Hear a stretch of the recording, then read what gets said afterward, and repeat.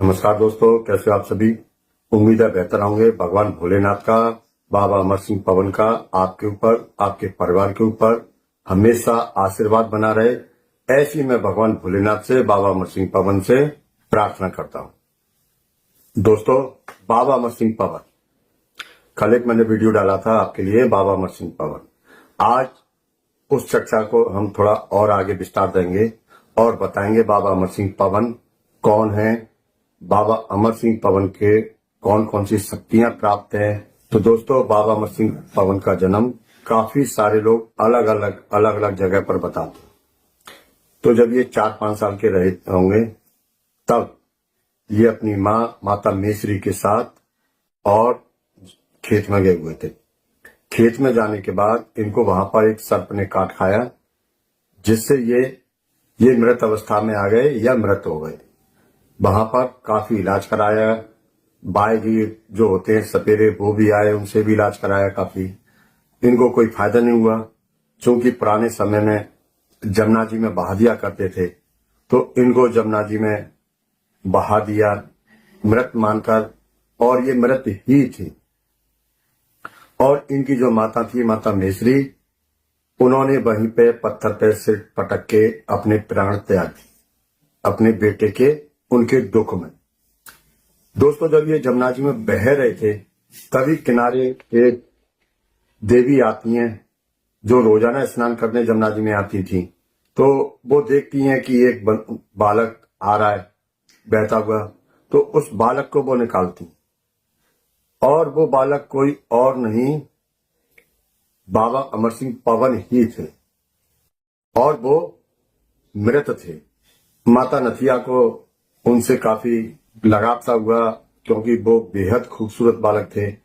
तो उन्होंने जमुना माई से कहा कि हे जमुना माई, आप इस बच्चे को जीवित कीजिए और इस बच्चे में प्राण डालिए।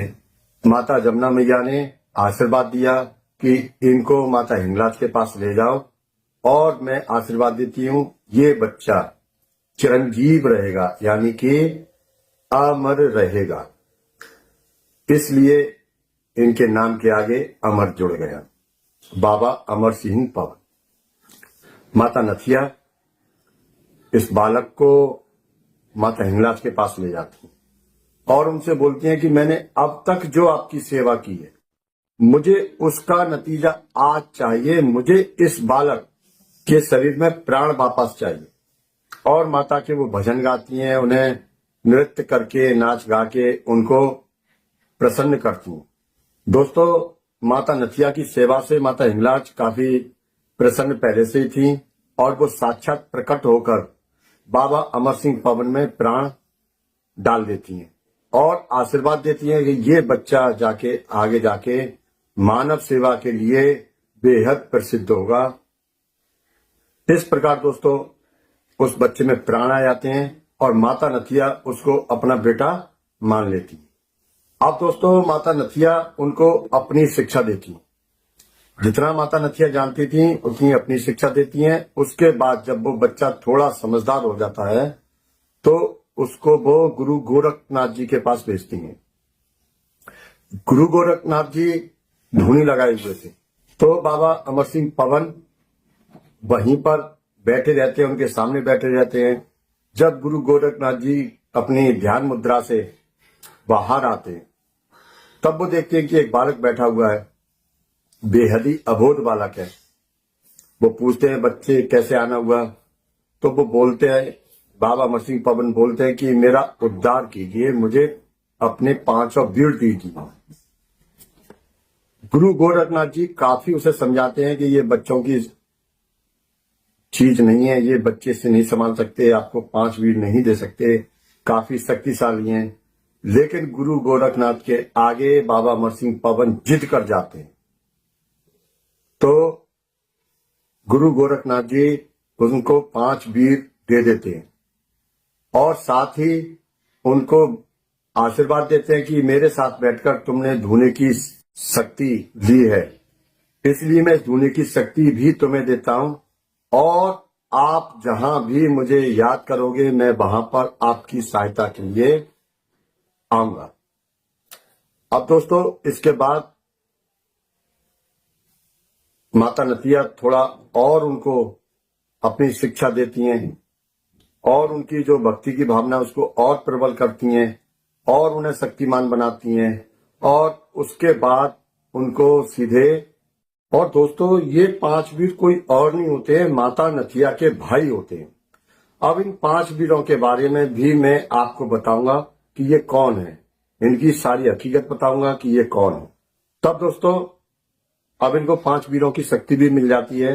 अब माता नथिया इनको और थोड़ा और शक्तिशाली बनाती हैं और इनको ध्यान करना सिखाती हैं और इनको शक्तिशाली बनाकर इनको कैलाश पर्वत पर सीधे सीधे भगवान भोलेनाथ के पास भेजती हैं। और भगवान भोलेनाथ उस समय ध्यान मुद्रा में होते हैं।